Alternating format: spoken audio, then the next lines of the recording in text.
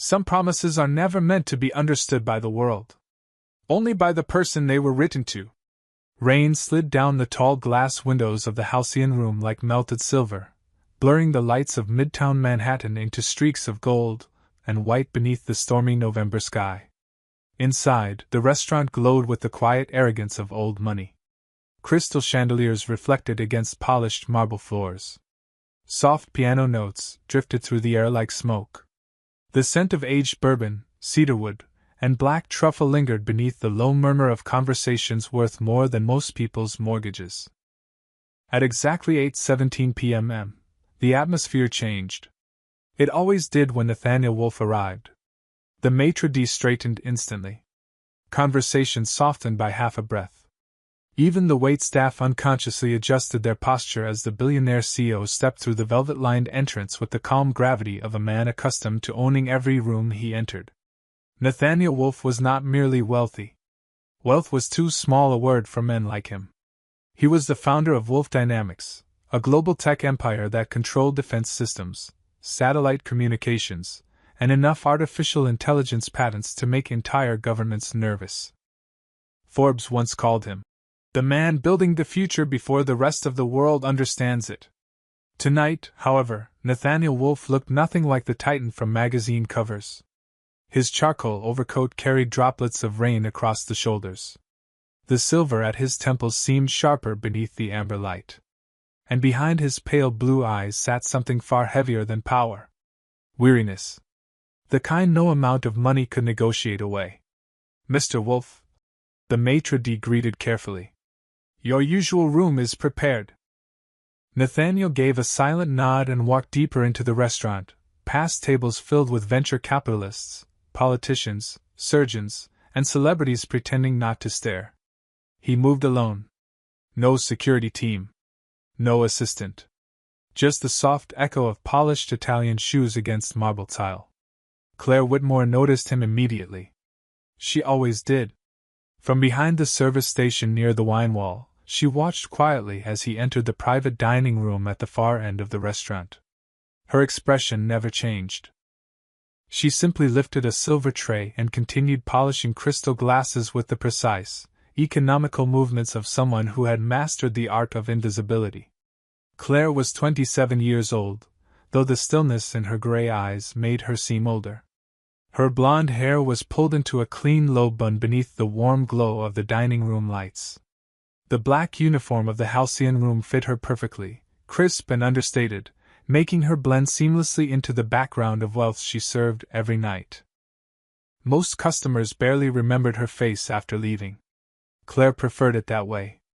"Table 12 requested the Bordeaux pairing," another server whispered beside her. Claire nodded once. Calm. Silent. Controlled. Then the sound came. A sharp crack against wood from inside Nathaniel Wolfe's private room. Every head nearby turned instinctively toward the noise. Claire's hand stopped moving for the briefest fraction of a second. Through the partially open door, Nathaniel Wolfe stood beside the fireplace, one hand pressed against the edge of the mahogany table. In front of him rested an old parchment document sealed beneath glass. His voice cut through the room low, cold, and exhausted all at once. 20 years, he said. 20 years, and not one person has been able to tell me what my father meant before he died. Silence swallowed the room. Even the piano player seemed to hesitate. Nathaniel looked down at the parchment with something dangerously close to hatred. Linguists failed. Historians failed. Cryptographers failed. His jaw tightened. Tonight was apparently no different. Claire felt her breath catch. Only slightly. Barely enough for anyone to notice. But her eyes lowered toward the parchment beneath the glass, and for the first time that evening, something inside her expression changed. Recognition.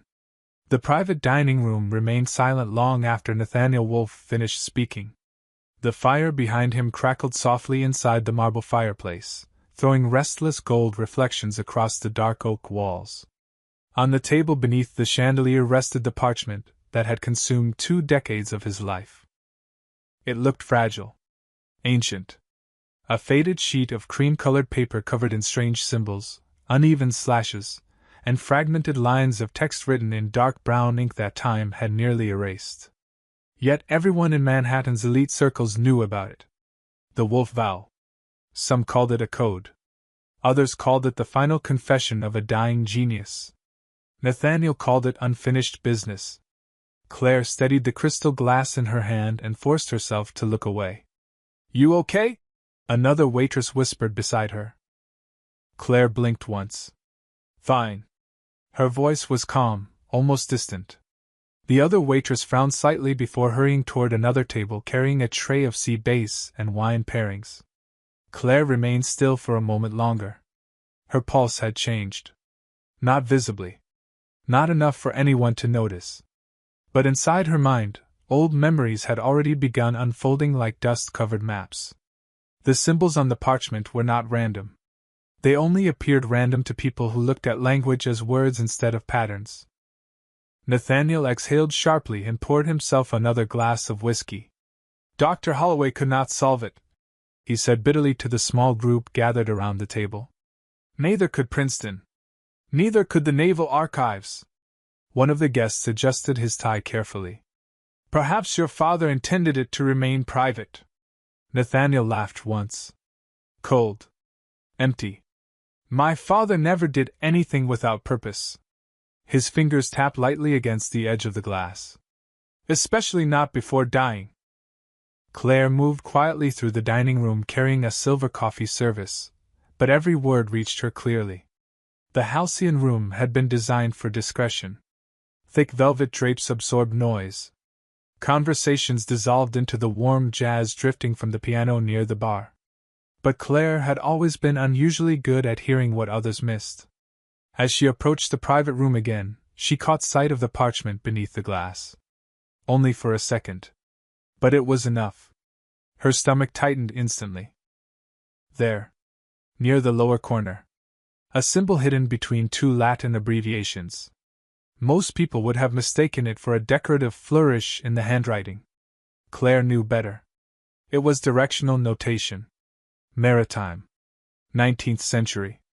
Her father used to teach her how to identify them during long winter nights in Boston when snowstorms rattled the windows of their tiny apartment. She could still hear his voice sometimes. "Codes are rarely meant to hide information, Claire. Usually they protect emotion." She looked away quickly. Her reflection shimmered faintly in the dark window beside the table. Calm gray eyes. Neutral expression. Invisible again. Nathaniel leaned back in his chair and stared into the fire. "Every year," one of the investors said carefully, "you bring this here hoping someone will solve it." Nathaniel did not answer immediately. Outside, thunder rolled faintly over the city skyline. Finally he spoke. "No." His voice lowered. "I bring it here because this was my father's favorite restaurant." The room quieted again. Something shifted beneath the billionaire's cold exterior then. Not weakness. Something sadder. Loneliness polished into discipline over too many years. Claire noticed the untouched plate in front of him. The glass of whiskey already half empty. The exhaustion around his eyes that no magazine photograph ever captured. She turned slightly to leave when Nathaniel suddenly spoke again. "Wait." Claire stopped. Slowly she faced him. Nathaniel studied her for the first time that evening. Not as staff. Not as background. As a person. "You were looking at it," he said. Claire remained perfectly composed. "At the parchment, sir." The room's attention shifted toward her immediately. One of the guests smirked faintly. Nathaniel's pale eyes narrowed with quiet curiosity. "Do you understand any of it?" Claire glanced once toward the faded symbols beneath the glass. Then back at him. "No, sir," she said softly. "But I think whoever wrote it was afraid." The words lingered in the private dining room long after Claire spoke them. "I think whoever wrote it was afraid." No one responded immediately. The fire cracked softly behind Nathaniel Wolfe, filling the silence with the low hiss of burning cedarwood. One of the investors let out a quiet laugh beneath his breath. Another guest exchanged an amused glance across the table. To them, She was still just a waitress standing beside a billionaire's impossible obsession. Nathaniel, however, did not laugh. His eyes remained fixed on Claire with a level of attention that felt almost surgical. "Afraid of what?" he asked finally. Claire lowered her gaze respectfully. "Losing something, sir." Her answer came gently, but it landed in the room with strange weight. Nathaniel's jaw tightened almost imperceptibly. Across the table, a gray-haired linguistics professor named Dr. Everett Holloway adjusted his glasses with visible annoyance. He had spent nearly 3 years studying the parchment for Nathaniel. "With respect," Holloway interrupted, "fear has nothing to do with the structure of the text. The document is a hybrid cipher. Symbolic compression mixed with archaic Latin derivatives. Emotional interpretation is irrelevant." Claire nodded politely. "Of course." Holloway leaned back, clearly satisfied with himself. Nathaniel, however, continued watching her. "And yet," he said slowly, "you noticed something after one glance that Dr. Holloway never mentioned in 3 years." Holloway frowned immediately. "Nathaniel, surely we are not entertaining. What did you notice?" Nathaniel asked, cutting him off without looking away from Claire. The room quieted again. Claire felt every eye settle onto her, but her expression remained composed. She had learned long ago that the more invisible people believed you were, the more dangerous it became to reveal intelligence too quickly. "Nothing important," she answered carefully. Nathaniel's gaze sharpened. "That is not what I asked?" Claire hesitated for the first time that evening. "Only slightly." Outside the windows, rainwater crawled down the glass and silver streams, distorting the lights of Fifth Avenue below. Somewhere near the piano bar, someone laughed softly at another table, blissfully unaware that the atmosphere inside the private room had shifted completely. Claire finally spoke. "There is a directional marker near the lower section of the parchment," she said quietly. Dr. Holloway scoffed instantly. "Impossible," Claire continued as though he had not spoken. "It resembles decorative penmanship, but it is not decorative. It is maritime notation." Holloway leaned forward sharply. "That symbol has already been analyzed." Claire met his eyes calmly for the first time. "Then it was analyzed incorrectly." Silence. Nathaniel slowly stood from his chair. The movement alone changed the energy of the room. He walked toward the parchment beneath the glass case and stared down at the faded symbols with renewed focus. "Show me," he said. Claire did not move. "Sir, I should return to my section." Claire. Hearing her name from him felt strangely personal. He looked at her carefully now, not with arrogance, but curiosity layered over exhaustion. "Please!" The single word surprised everyone at the table. Claire stepped closer to the parchment at last. The warm light from the chandelier reflected softly across the glass surface as she leaned slightly forward. She did not touch the document. "There," she said gently, pointing toward a nearly invisible slash hidden between 2 fragments of Latin text. "That marking indicates protected coordinates." Holloway shook his head immediately. "No. That symbol was common in monastic scripts during the late 1800s. Claire nodded once. "Yes. But only when copied inland." Holloway's expression faltered slightly. Claire continued in the same calm voice. "At sea, the same symbol meant something different." Nathaniel stared at her. "How do you know that?" Claire's eyes lingered briefly on the parchment. For a moment, the elegant dining room around her seemed very far away. "Because my father spent his life teaching people how to hide messages where no one would think to look." Dr. Holloway's face tightened beneath the amber chandelier light. The older man adjusted his glasses again, but this time the gesture lacked confidence. "With respect," he said carefully, "maritime notation from the 19th century would not appear in a private family document unless the writer had naval training." Claire remained still beside the table, one hand lightly resting against the silver coffee tray she still carried. "He did," she answered softly. Nathaniel Wolfe looked up sharply. "My father served in naval intelligence before Wolf Dynamics existed." The room went quiet again. Holloway opened his mouth, then closed it. Nathaniel stared down at the parchment, as though seeing it for the first time in years. Outside the tall windows, rain continued sliding down the glass in long silver streaks while traffic crawled through Manhattan far below like distant rivers of light. Somewhere beyond the private room, the piano player transitioned into a slower jazz standard that drifted through the restaurant with melancholy warmth. Claire could feel the shift happening now. The room no longer saw her as background. That was dangerous. What exactly are you saying? Nathaniel asked. Claire hesitated. Not because she lacked the answer, but because answers changed people once spoken aloud. I think the document was written by someone trained to disguise emotional language as operational language, she said carefully. Military intelligence officers did that often during the Cold War. Especially officers who spent years encrypting information emotionally as well as strategically. Holloway frowned deeply. That theory is highly speculative. Claire nodded politely. Yes. Nathaniel studied her in silence. The billionaire's sharp blue eyes carried something unfamiliar now. Hope. Careful hope. The kind people are afraid to touch because disappointment has already cost them too much. He slowly pulled out the chair beside him. Sit down. The request froze the room more effectively than shouting ever could. One of the investors nearly dropped his wine glass. Claire immediately shook her head. Sir, I cannot. You can. Nathaniel's tone remained calm, but final. For the next few minutes you are not staff. Claire glanced toward the dining room entrance instinctively, half expecting the restaurant manager to intervene. But no one moved. Everyone was watching.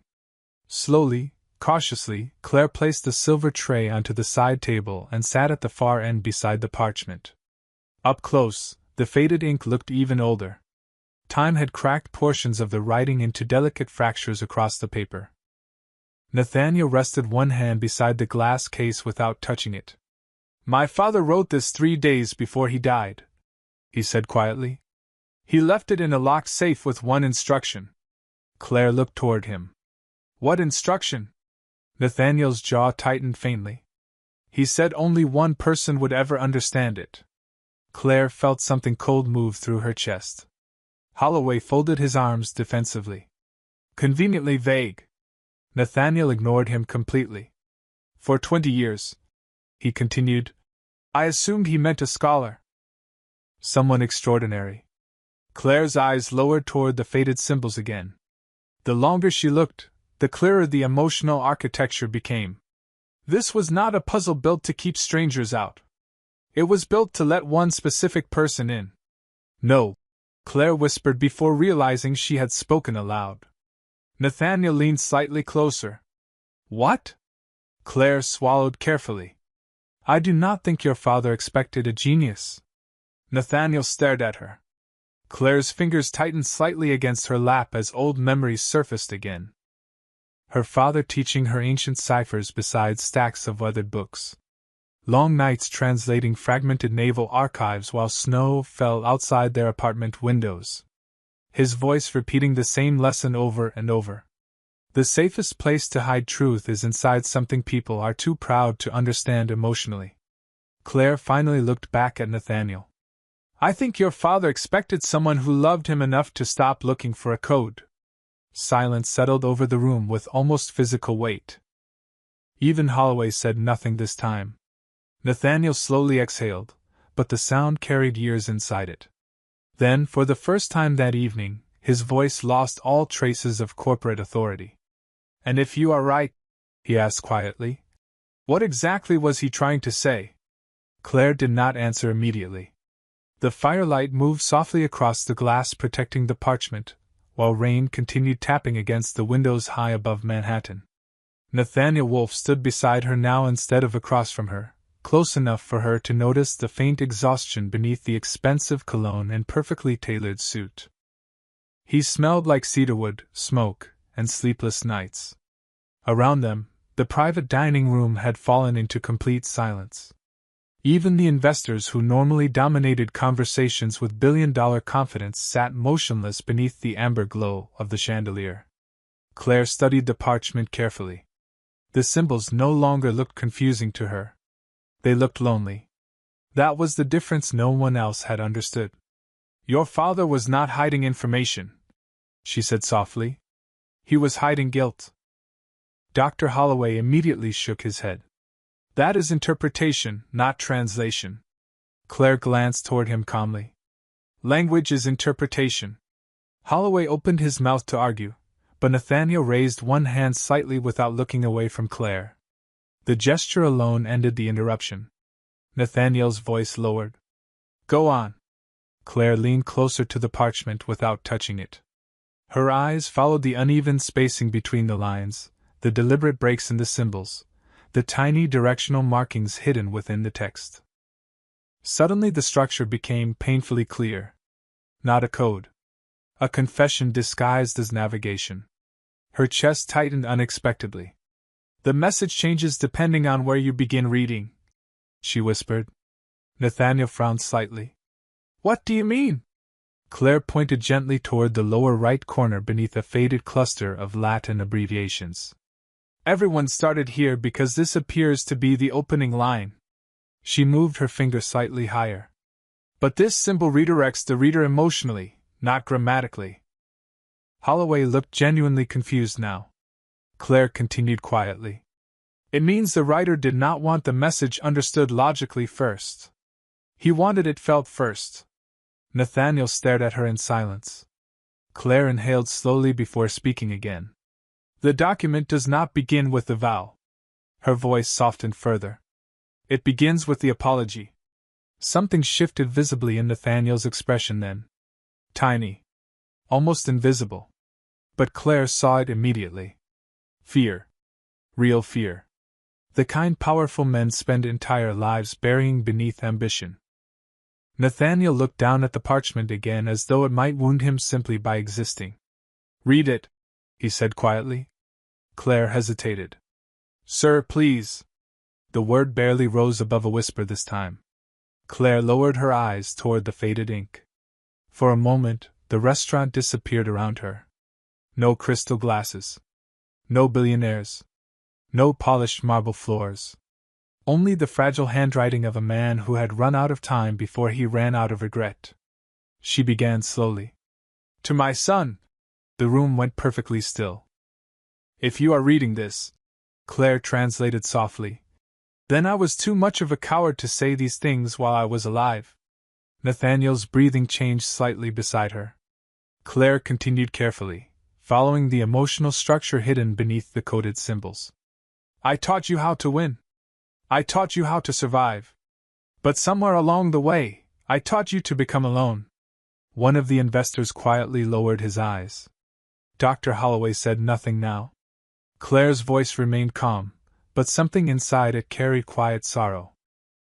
I did not build this cipher to protect secrets from strangers. Her eyes moved across the next line. I built it because I knew only someone who understood loneliness would ever read it correctly. Nathaniel slowly sat down beside the fireplace, as though his legs no longer trusted themselves completely. The billionaire who intimidated presidents and negotiated trillion-dollar contracts suddenly looked very far away from power. Claire reached the final visible section of the encoded message. Her throat tightened unexpectedly before she spoke. Forgive me, she translated quietly, for teaching you to hide every feeling except strength. Silence filled the room completely. Even the rain outside seemed quieter now. Nathaniel stared into the fire, unmoving, one hand pressed against his mouth as though trying to steady something invisible inside himself. Then, after a very long moment, he asked the question no one else in the room was brave enough to ask. How? He said softly. Did you know where to begin reading? Claire looked down at the parchment for several seconds before answering. The firelight flickered softly across the faded ink while the city beyond the windows shimmered beneath rain and midnight traffic. The halcyon room continued moving around them in hushed elegance. Waiters carried silver trays between candlelit tables. Crystal glasses chimed softly beneath low conversation. But inside the private dining room, time itself seemed to have slowed. Nathaniel Wolfe sat motionless in the leather chair near the fireplace, his eyes fixed not on the parchment anymore, but on Claire. Waiting. Claire finally spoke in a quiet voice. Because people who are afraid of losing love rarely hide their feelings in the beginning of a message. Nathaniel's expression tightened faintly. Claire folded her hands carefully in her lap, suddenly aware that she had already revealed far more about herself than she intended. They hide them at the center, she continued softly, where only someone patient enough to stop searching for power would ever think to look. Dr. Holloway stared at her with open disbelief now. You are describing emotional architecture as though it were mathematics. Claire glanced toward him politely. Sometimes it is. Nathaniel lowered his gaze toward the whiskey glass beside him. The ice had nearly melted completely. My father believed emotions made people weak, he said quietly. Claire looked at him for a long moment before answering. No, sir. Nathaniel slowly raised his eyes again. Claire's voice remained calm. I think your father believed emotions made people vulnerable.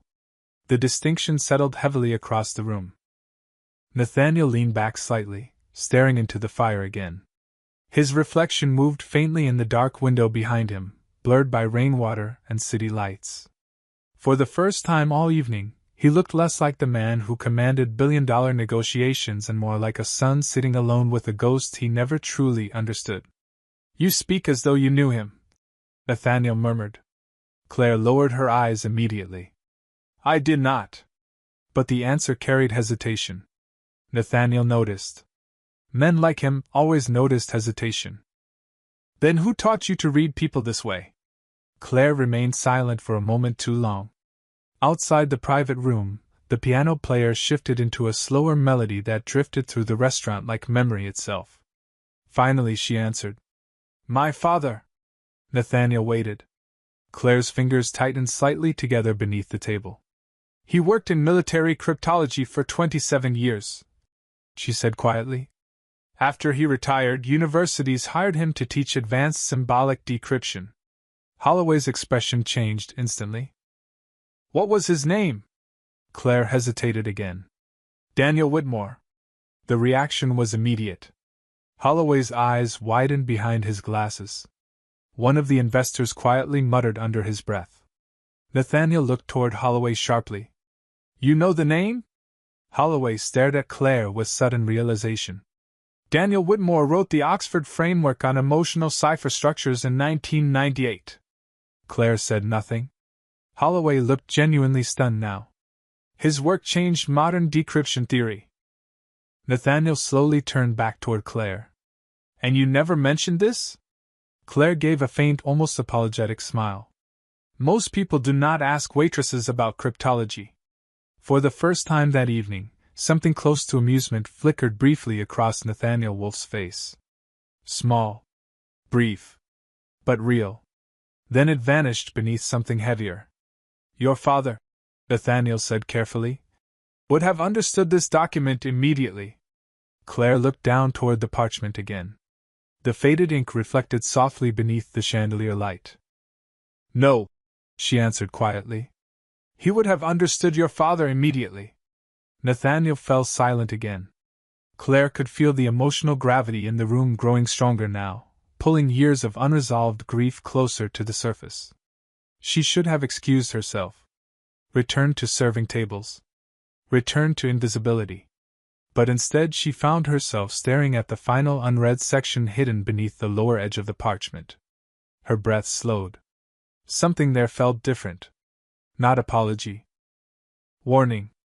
Claire leaned slightly closer to the glass. Nathaniel noticed immediately. What is it? He asked softly. Claire's eyes narrowed faintly as she followed the final sequence of symbols hidden beneath the directional markings. Then her expression changed completely. Not shock. Recognition. Deep and immediate. Nathaniel stood at once. Claire. She looked up at him slowly, her voice almost a whisper now. Your father was not writing to you alone. The words settled over the private dining room like a sudden drop in temperature. Nathaniel Wolfe stared at Claire without blinking, the firelight flickering across the sharp lines of his face while rain continued sliding down the dark Manhattan windows behind him. What do you mean? he asked quietly. Claire looked back toward the parchment beneath the glass case. Her pulse had begun to rise now. Not from fear of Nathaniel, but from the realization unfolding piece by piece in front of her. For 20 years, everyone had assumed the document was written as a final message from father to son. But the emotional structure hidden inside the cipher did not support that theory completely. Something else was there. Someone else. Claire leaned slightly closer, studying the lower section again. The faded symbols suddenly felt painfully familiar. Not because she had seen the document before. Because she had seen the pattern before. In her father's notes. "Claire," Nathaniel said again, softer this time. "Tell me." She swallowed carefully. "The directional markers shift halfway through the message." Holloway frowned immediately. "That is impossible. The pattern remains consistent across the entire structure." Claire shook her head once. "No. The emotional perspective changes." Holloway looked irritated again, but Nathaniel remained silent, listening with complete focus now. Claire pointed gently toward a nearly invisible sequence hidden between the lower lines of Latin shorthand. "Up here, the writer speaks as a father." Her finger moved lower. "But here," her voice faltered slightly, "here he speaks as a witness." Nathaniel's expression hardened faintly. "Witness to what?" Claire closed her eyes for a brief moment, hearing her father's voice in memory once again. Codes are never only about information. They are about what people cannot survive saying out loud. When she opened her eyes again, the answer felt unavoidable. "Your father was protecting someone." Nathaniel stared at her. "Who?" Claire followed the final symbols slowly, translating silently inside her mind before speaking. "I could not tell him the truth." Nathaniel's breathing slowed. Claire continued quietly. "Not because he was weak, but because he loved too deeply to survive it." The room had gone completely still again. Holloway no longer interrupted. One of the investors quietly loosened his tie as though the air itself had become heavier. Nathaniel stepped closer to the parchment. "Who is he talking about?" Claire hesitated. "I am not entirely certain yet." Then her eyes moved toward the final line hidden beneath the edge of the document. Her stomach tightened instantly. There. One phrase remained partially encrypted through mirrored directional notation. An old intelligence technique designed to conceal names emotionally connected to the reader. Claire's breath caught softly. Nathaniel noticed immediately. "You found something." It was not a question. Claire looked up at him slowly. "There is another message underneath the apology." Nathaniel's pale blue eyes sharpened instantly. "Read it." Claire studied the symbols carefully. Her voice lowered almost to a whisper. "If Nathaniel ever learns what happened on the winter crossing..." She stopped. The room seemed to hold its breath around her. Nathaniel's expression changed completely. "The winter crossing," he repeated quietly. Claire nodded faintly. "Does that phrase mean something to you?" Nathaniel looked away toward the fire. For the first time all evening, genuine shock broke through his carefully controlled composure. "My father disappeared for 11 days during a classified naval operation in 1987. Claire remained silent. Nathaniel continued slowly, almost speaking to himself now. "When he came back, he was different." The billionaire's voice carried something fragile beneath it now. Memory. "He never explained what happened." Claire looked back toward the parchment again, her chest tightening unexpectedly. "I think he tried to explain it here." Nathaniel stared at her. Claire's eyes followed the final encrypted line one last time before she spoke the words carefully. "This was never a confession about failure." The fire crackled softly behind them. "It was a confession about sacrifice." Nathaniel's face went pale beneath the amber light.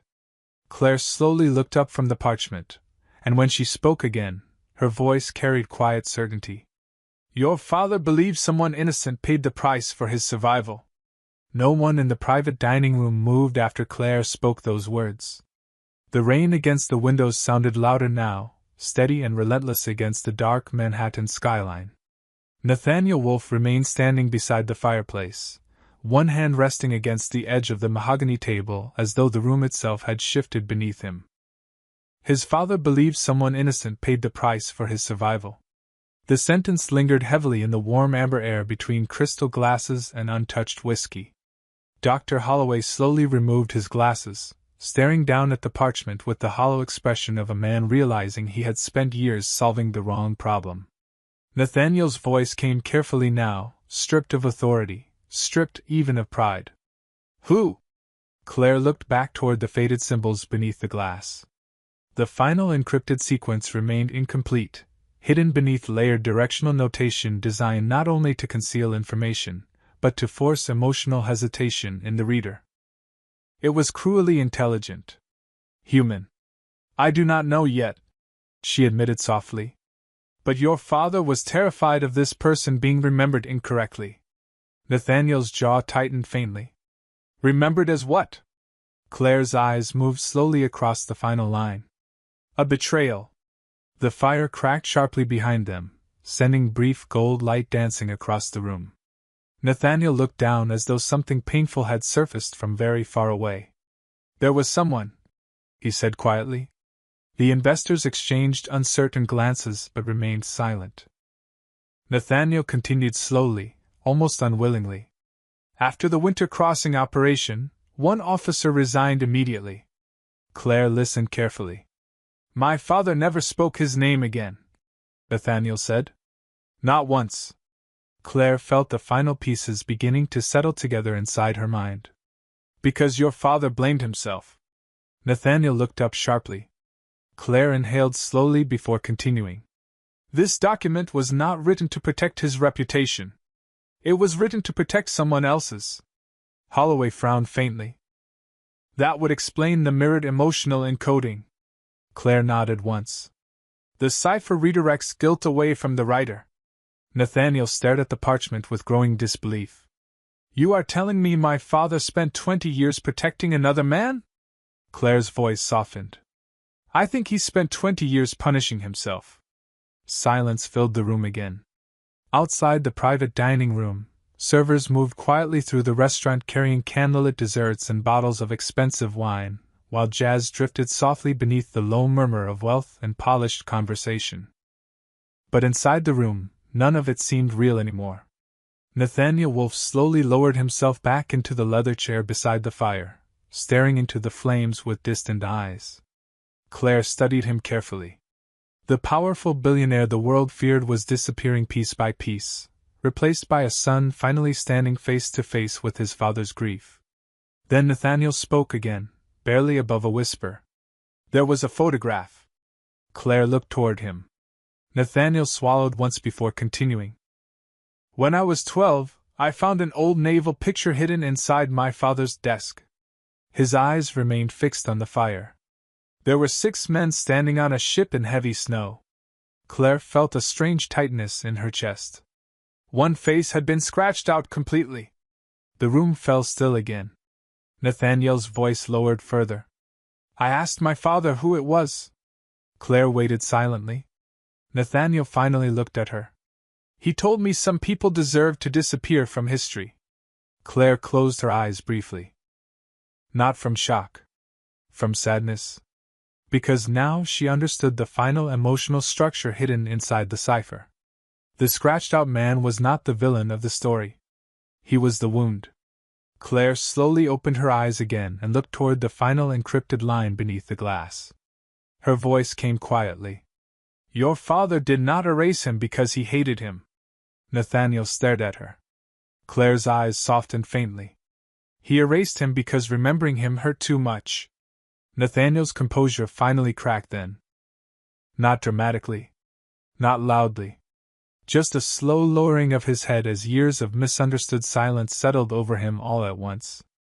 Claire watched the billionaire sit there beneath the amber firelight, surrounded by wealth powerful enough to influence nations, and understood something simple and devastating. Some people spend their entire lives becoming successful because they never learned how to survive being forgiven. The fire had burned lower by the time the silence finally loosened its grip on the private dining room.